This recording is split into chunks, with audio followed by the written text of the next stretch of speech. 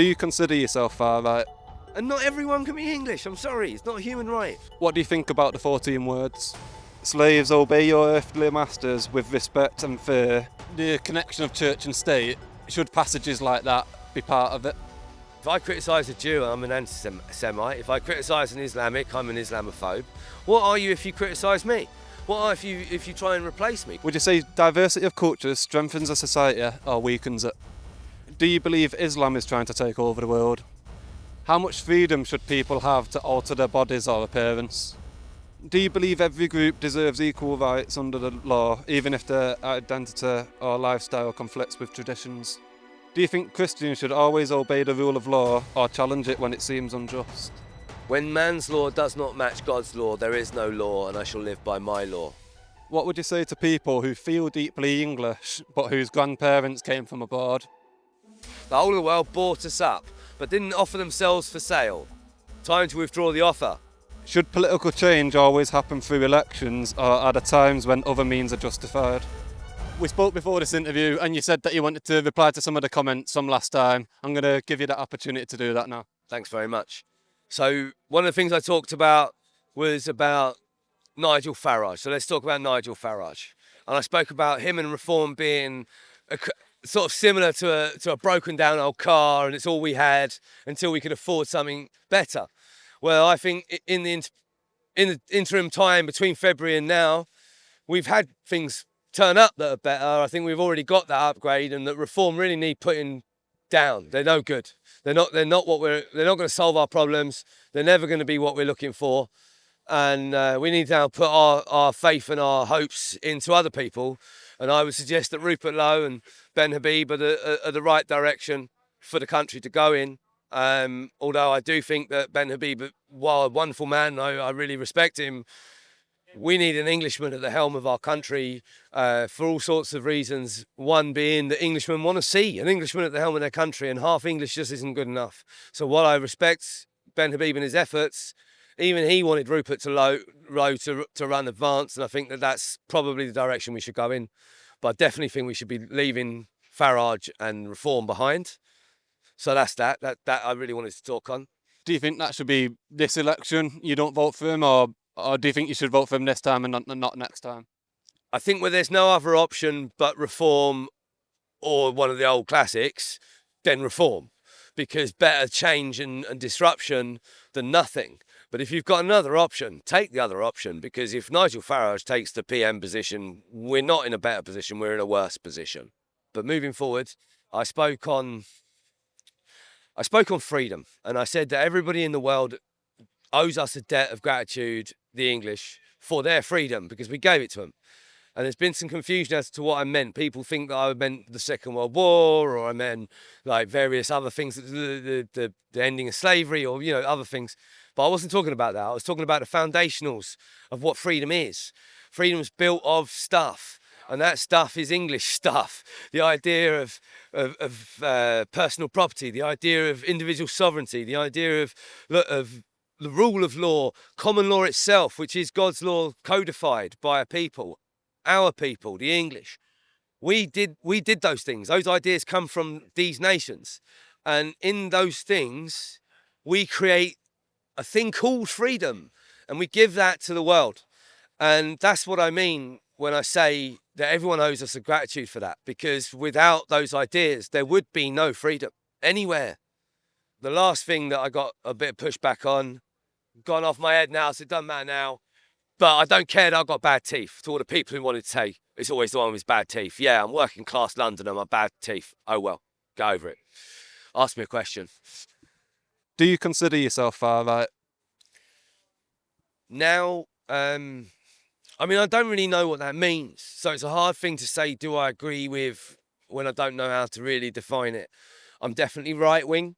But isn't everybody saying today right-wing? Like, everybody sane that I know who was left-wing is now called right-wing. So what does it mean to be far-right? As far as I can tell, far-right just means patriotic. Well, if you're asking me, am I a patriot? Yeah. If you're asking me, am I right-wing? Yeah. But far-right, what does that mean? Is that somebody calling me a Nazi? Because no, I'm not a Nazi. But That's what that seems to imply. And so I don't really like this idea of far right. I don't even really like the idea of left versus right. I don't think that's what we're in. I think we're in sane versus insane. I think we're in good versus evil. I think we're in a spiritual battle, not some political battle of the 1920s. That time is past. There is no such thing as left wing anymore. There's just crazy people. How would you define far right, like personally? I wouldn't. I just wouldn't. I literally don't care what part of the political spectrum you're on. I care if you care about England. And if you care about England, then you care about a certain set of values and tenets and ideas and cultural things that make up the English. And you probably are English. And if that's the case, then I'm with you. You're my brother. You're my sister. Like, it doesn't matter to me that you're this or that political persuasion, because I just don't believe they exist anymore. You either want your country to survive or you don't.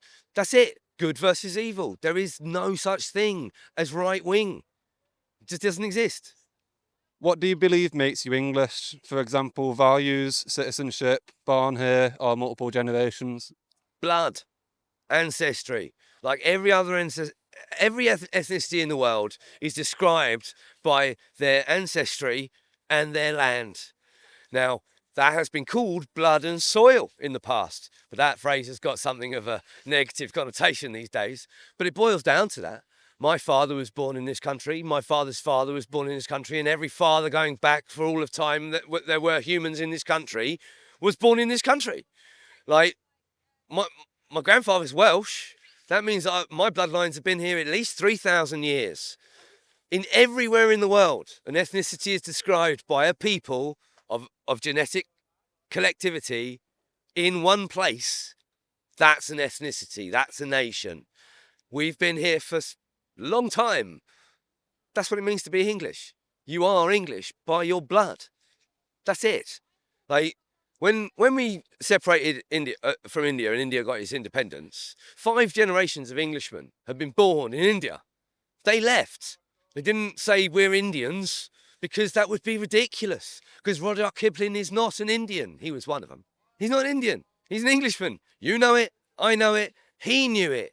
And the Indians knew it. So there was no argument. They said, go home. And they went home. Even though they had been born and raised in another country. So what difference did it make that suddenly, because people are born and raised in my country, they're supposed to be English as well? If anyone can be English, there's no such thing as English. And not everyone can be English. I'm sorry. It's not a human right. And just a quick follow-up on that one. Would children of Windrush generations be classed as English in your view? No, they're black, mate. How can they be English? English is an ethnicity. They can't be English. And I said in the last interview the opposite of this. And I was wrong. I've learned in the intervening time that doesn't exist, that an ethnicity is an ethnicity. And I wouldn't want to take away anyone else's heritage. So I asked them not to try and take away mine. Do you believe culture has changed naturally over time or been shaped deliberately by policies and powerful actors? I think that in the post-war moment, a lot of cultural decisions were made by powerful actors that put us on a pathway to where we are today. And that pathway is not in any way connected to the cultural evolutionary pathway that we had been on for the thousands of years up until 1948, when suddenly all these decisions were made by supranational institutions and organisations that literally had nothing to do with the sovereignty of an Englishman. And it's our right to choose the destiny of our country. What do you think about the 14 words? We spoke about this before the interview. I didn't know what they were, but now I've read them. I couldn't recite them to you because I don't know them, but I do now know that they are a Nazi thing. However, what those words say, in essence, is that we as men should care for the future of our children and care about the ethnic survival of our ethnicity. Well, yes, everybody agrees with that. Ask a Bangladeshi what he thinks about the survival of Bangladeshi people. Ask a New Zealander what he thinks about the survival of the New Zealanders. They'll all tell you the same thing. They want a safe place for their children into the future, surrounded by their ethnic peoples. It's literally the way of humans. So the fact that this even exists as a Nazi trope makes me laugh, to be honest, when I found out about it, because How can that be a Nazi trope? All it literally says is we need to secure the future for our white children. Yeah. Isn't that what every father thinks about his children? Why is it a Nazi thing?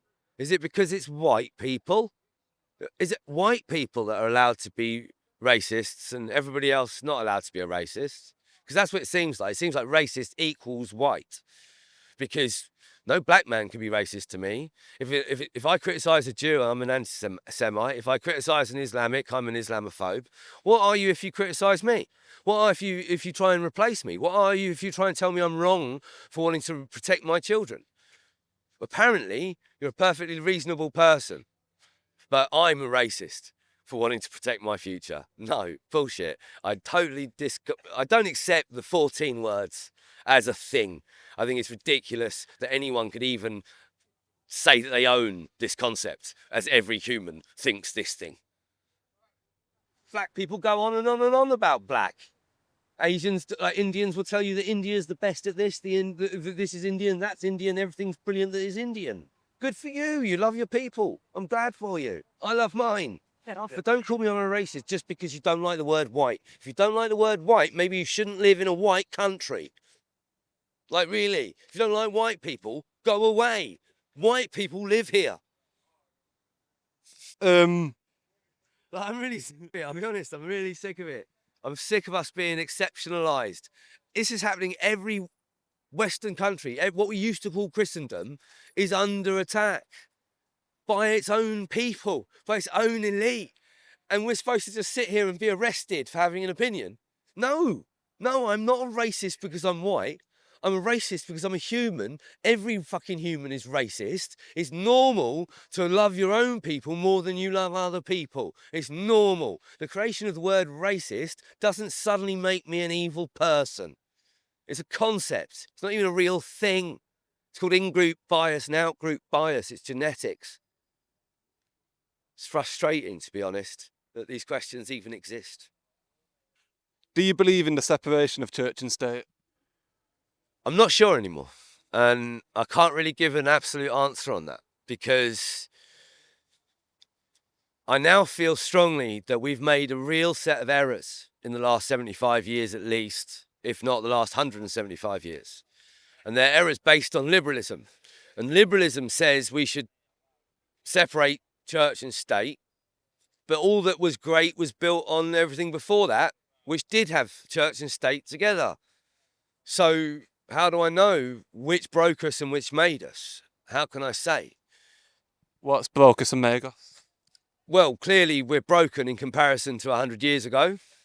And clearly we were broken, we were not very powerful at some point before that, and we were made by some forces. At that time, we had church and state integrated, and that led us to greatness. Then we got the Enlightenment and the Industrial Revolution, and we had greatness during that, but it sort of has ended up in a kind of mess. So secularism seems to me not to be an answer that is worked out for us. How do you interpret the passage of Emphasis 6:5, which instructs servants to obey their masters? Slaves, obey your earthly masters with respect and fear, and with sincerity of heart, just as you would obey Christ. Yeah, that's God's word. What's the problem with it? That's God's word. Yeah, fine. If we had the connection of church and state, should passages like that be part of it? My personal feelings on that are kind of irrelevant. I don't really think it matters what I think. My general position isn't one of a position. My position is that I want English people to have the right to choose what happens to the future of England. What they choose, I will support. They might choose something I don't like, but I don't care about that. I'll support it because the English chose it. So what's my position on how we should do the ins and outs of this and that? I'm a carpenter, bruv. I'm just an ordinary bloke. I'm not a politician. I'm not a wonk of theory and policy theory. You know, I don't know about that stuff. I've got ideas on it, but that's just my ideas. And that don't matter. What matters is the heart and soul of our nation. What matters is what we're losing if we don't fight for it. And that isn't about the minutiae of how a government is formed and how it's performing and what rules we put in place. There's better men than me to argue all that out. We've already argued it out in our past and it worked out lovely. We just need to be doing it ourselves. We've got to let go of this idea that anyone can turn up in our country and suddenly, instantly, through magic soil, become an Englishman. They don't care about us as we care about us. Would you say diversity of cultures strengthens a society or weakens it? Well, it's not really for me to say on that, but my experience anecdotally is that it weakens it. And as far as I'm aware, academic study backs me up on that. It's my understanding that every multicultural society that ever existed ended in wars. Lebanon didn't go too well. Neither did Yugoslavia, Czechoslovakia, Iran. You know, they're all kind of not great results. And they're not the only examples historically, but it's important to at this point underline what we mean by multiculturalism, because I think there's some confusion. I have a regular amount of discussion with people on this. Multi-ethnic is what I grew up in. Multi-ethnic England existed until 1997, when Tony Blair explicitly turned us into a multicultural place. What it means to be multi-ethnic is that you have many different ethnicities in one place, but only one culture is given the premier spot. And so the English culture was the culture that everyone else had to become to be here. So you would acclimatise to and what they call integrate, right? And integration was the policy when I was a young man. But Tony Blair explicitly changes that to multiculturalism, which does mean each culture having the same value as any other culture. And this leads inexorably to enclaves of foreign cultures in your country, which will inevitably lead to conflict between those enclaves as they grow in power and natives or other enclaves. That cannot be good.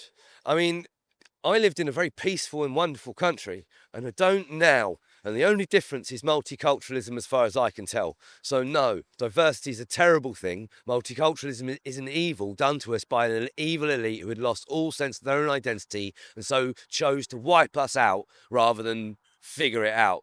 Because that's how pathetic our elite are. Clarification on that one. But would you say you're not against a multi-ethnic society, as you said? It's not as I say. That's what that word means. I'm not against the natural movement of people. I am against people becoming naturalized to a country. Unless you marry into a place, really you shouldn't be there. You can visit, you can work, you can have business ties, you can have tourist ties, whatever. You can visit people and everything. But this idea that people should be able to just move to another country, then after a period of time, become a citizen of that country, it's just ludicrous. And it doesn't help anybody. I don't think it's right for me to be able to go to Japan and become Japanese, and I hope I can't. I hope I never can, and even if I want to more than anything else in life, because it's not my right. We don't have a human right to be in somebody else's country. And it's not that I want people or dislike any people. I don't have any hatred for anyone. I just love my people more. And we are in an existential threat of not existing anymore if we don't change our course.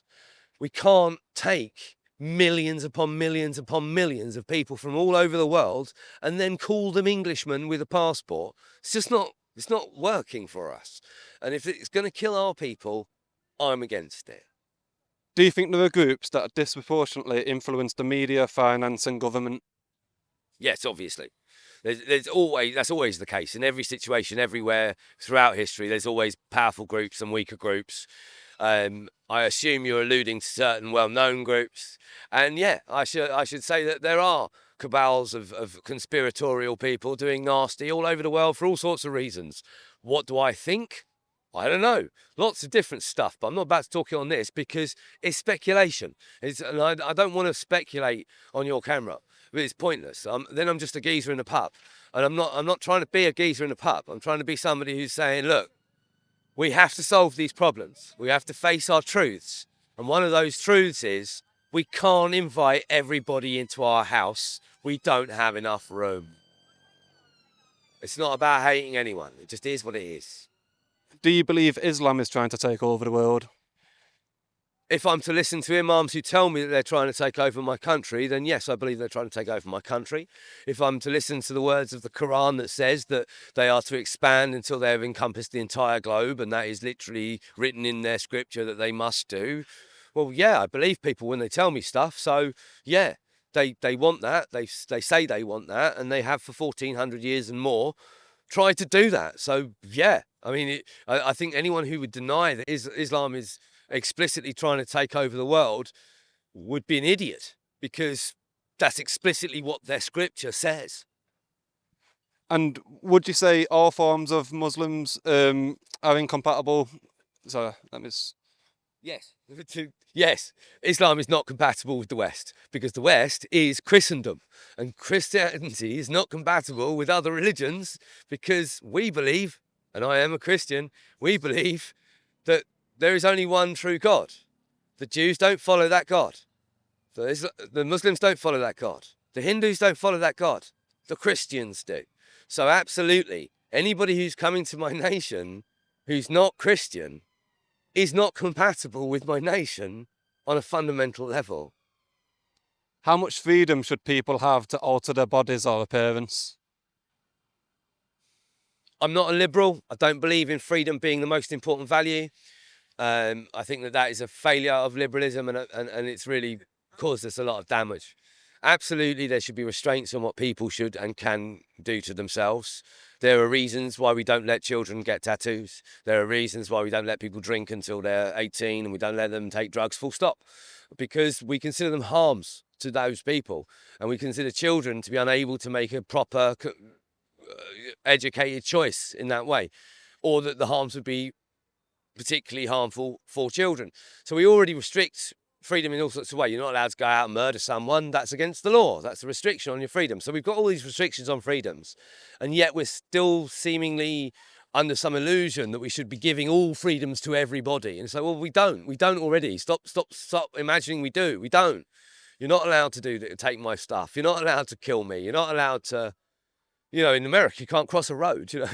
There's all sorts of restrictions on our freedom. So yeah, cutting off your own nads is probably one we should restrict, because that's a madness, bruv. That's a madness. Do you believe every group deserves equal rights under the law, even if their identity or lifestyle conflicts with traditions? The law has to be blind. Anything else is madness. The question isn't about whether you should. Of course, everyone should be under the law equal. It's just whether they should be in this country to be under that law in the first place. That's the only question. But yeah, absolutely, everyone should be equally treated by the law, even though that's never been true. It should be. Do you think Christians should always obey the rule of law or challenge it when it seems unjust? When man's law does not match God's law, there is no law, and I shall live by my law. 1979, Bob Marley. He's paraphrasing a theologian from previously, but basically that's the case of it. God's law is God's law. If man's law does not match it, I break man's law to keep God's law. Do you think citizens should have more rights than Yes. immigrants? Absolutely. That's the case in almost every country in the world. If I go to Saudi Arabia, even if I marry a Saudi, I cannot become a citizen of Saudi. I can't. It's not possible. And it shouldn't be possible. I can't buy land in China without a Chinese partner. I can't own a Chinese business without a Chinese partner. I can't own land or business in Italy without an Italian partner. And this is just right. Of course, how else do you protect your country? What's happened to us is that Thatcher decided to liberalise our markets to the world, and everybody else said, nah, we're not going to do that. We're going to crack on being protectionists. You can liberalise all your markets and we'll just buy you up. And that's what happened. The whole of the world bought us up, but didn't offer themselves for sale. Time to withdraw the offer, because it's not on. No, I don't want to be owned by Qatar. No. Should political change always happen through elections, or are there times when other means are justified? I don't wish to incite violence in anyone. However, when it is simply the case historically that when political options run out, other options become available. And if you're not willing to face a problem politically, you will be forced to face it violently, simply because people will rise against something that they've not been able to solve politically. So yes, it's not that I believe that there are other options or that they're justified. I just believe it's simply human that will be the case. So it doesn't need to be justified. Like if you fail to address a problem as an authority system, a government or whatever, you can expect sooner or later, if that problem is a serious one, sooner or later the people of your country are going to rise up against you because you're not listening to them. Well, that's just human, and I don't think that we ever need to look back. Like, do we need to justify the American Civil War? I don't think we do. I think we can look at it and say, yeah, that makes sense. They didn't like their situation. It's their country, so they took it. Seems fair to me. And yeah, that's what will happen to any weak, failing governance. They will be overthrown by other means. So yeah, I do believe that's fair enough. In light of the Charlie Kirk incident, some influencers have called for war in response. How do you feel about that? I don't call for war. I'll never call for war. I've never even had a fight in my life. I don't do violence. I believe words are the way forward. But I think we're in a position where it's starting to be inevitable that we're going to be in some kind of situation. Hopefully not war, because it's not nice. It's not pleasant to be in war. But I don't see us finding political solutions to the problems we've got in our current circumstances.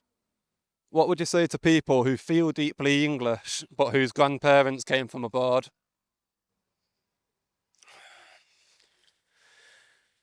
That's called being an Anglophile, and that's fine. I love people who love my country. I love people who want to be in my country. Good for you. But you're not English unless you're English. And that's just a fact. It's not something that I want to do to people. But if I was born in France, I'd be French. If I was a Frenchman, French parents, I'd be French. And even if I wanted to be English all my life, I'd still be French. And there's nothing I can do about that. What that means as far as whether these people should or should not stay in our country, that's not on me. Like I said, I'm here to say that Englishmen have the right to discern the future of their own nation. And what they decide is what I shall support. And that's literally what I mean. Like, I'm not here to support anything but the English. And if they choose something I don't like, so be it. But just because you like England doesn't mean you've got a right to be here or stay here or live your entire life and children's lives here. It's just that we're not the world. We're a tiny little island. We can't do that. It's not a human right to have access to England. And I haven't got a human right to access to Saudi Arabia. So, I just don't see the argument. Everyone knows this is true, except for white people. Weird. A counter argument you always hear from the left is English culture dating back to the Romans, Saxons and Normans has been influenced from people outside of the island. So therefore, England's always been influenced by other countries. How do you reply to that? Tell me a nation that hasn't been influenced by its neighbours. Show me an ethnic group that hasn't got additional admixture from other ethnic groups. And then show me a leftist who's made those arguments about every other nation in the world other than these ones in Europe with white people in them. Because again, just because we're white doesn't mean we're exceptional. Stop treating us like we get to be treated bad while everybody else gets to be treated lovely. That's not the way it works. You treat us bad, we'll be patient because we're civilized, but at some point we are going to say, we've tried everything, now we have to hurt you. Because stop it. You're killing our people by your desire to be English. No, tough shit. Go away. I've got a lot of desire to be Japanese, but I'm not Japanese. I'll just have to lump it, won't I? Yeah, another counter argument. English culture has been influenced by other foreign roots, like tea, curry houses. I understand what you're saying. You're saying the cultures have been influenced by our culture's been influenced by all sorts of things. Well, our culture isn't the existence of tea. Our culture is that we drink tea. That's our culture. We like drinking tea in a cup with milk and sugar. That's unusual. That's not how the rest of the world drinks tea. That's how we drink tea. That's what's cultural about tea in England. How we drink it. Not that it exists. Like, So what? It's from China. It can still be our culture that we like drinking it. It's such a mad idea that because the world is not completely isolated, and every nation is not completely isolated and grows in some test tube in a lab, isolated from everything else. It's like I'm just sick of these arguments. I'm really sick of them. These leftists, as you call them, mad people, as I refer to them, because they're crazy, all of them, mad, yeah? Because why is my left-wing buddy, who was left-wing his whole life, super left-wing, now seen as a right-wing guy? Because it's moved. The spectrum has moved because now the left wing is just crazy. So I don't listen to left wing arguments. They can piss off, quite frankly. What do you mean? A cake is not a cake because it's made up of flour and sugar and eggs and milks. It's not really a cake. The cake doesn't really exist, does it? And flour, well, that only exists because of wheat. So flour doesn't really exist, does it? This kind of reductionism is just pathetic. I don't care that England was influenced by other genetics and other cultures. So what? Every culture and every people on the planet have been. Stop exceptionalizing my people. Stop making us the villain in your terrible crime novel that nobody will buy, you terrible novelists. It's just ridiculous. So sick of it. If every country adopted ethno-nationalism, where should all the English people abroad go? England. If another nation wants to kick out all the English, good, bring them home. That's up to that nation. If they don't and they like having English people there, good for them, that's fine. But I'm not here to talk policy on another country. If they want to if the Spanish want to kick out all the English, good for them. But I don't think they do, because we don't rob all their money, their jobs and their women. We just go there with our retirement and spend our money and buy their houses. So I think that you'll find that most places will want to keep the English. But that's up to them. It's really up to them. I'm entirely, to be fair, most countries are ethnonat. They are. Like, it's only a phrase in this country because we went the other way, which no one's ever gone. No one's ever had it in their heads in, I don't know, think of a country, any country, like anywhere in South America. Not a single country in South America, be it Brazil or Argentina or any other country, has ever thought, oh, I know what we should do. We should open up our borders to everybody in the entire planet. No, they've said, we're Argentinian. This is how we describe Argentinian, and therefore we only want Argentinian people here. Or we'll let some people in, but it's on the say-so of the Argentinians, however they describe themselves. It's why are European countries being exceptionalized as somehow separate from and different to every other nation? Every other nation doesn't let a foreign national or a naturalized person become their prime minister. You know, you can't be the head of state in America unless you're born of American parents in America, on the soil of America. Even if you're born to American parents abroad, you can't be the president, right? So everywhere has got restrictions based on their own characteristics, of whether it's their ethnicity or their national choices or whatever. The idea that we have to behave differently is weird. It's really weird. Of course, if every country was an ethnat and they all decided to kick everyone out, where would English people go? England. That's what's happened every time every country has kicked out English people. Jamaica kicked out English people. India kicked out everyone who declared independence from England, which is a few countries, you can probably count. All of them kicked out English people. And all the English people said, yeah, sure, see you later, and went and left. And we're just asking for the same politeness in return, let's be honest. If most English people don't support ethno-nationalism, would you still push it through anyways if you was in charge? No, absolutely. That's exactly my position, is not that. My position is that I agree with my people. If they choose, and I mean the English, if we get an opportunity that the English get to choose their destiny, then I will go with whatever the English choose. I don't think we will get that opportunity. I don't think we'll be given that opportunity. I think we should be, but I don't think it will happen. I think we'll continue on the path we're at until the English have had enough, and we'll end up in sectarian violence. Do you class yourself as a nationalist? I'm a nationalist. What kind of nationalist I am, I don't know. I'm on a journey, and I think that a lot of people in England are on a journey.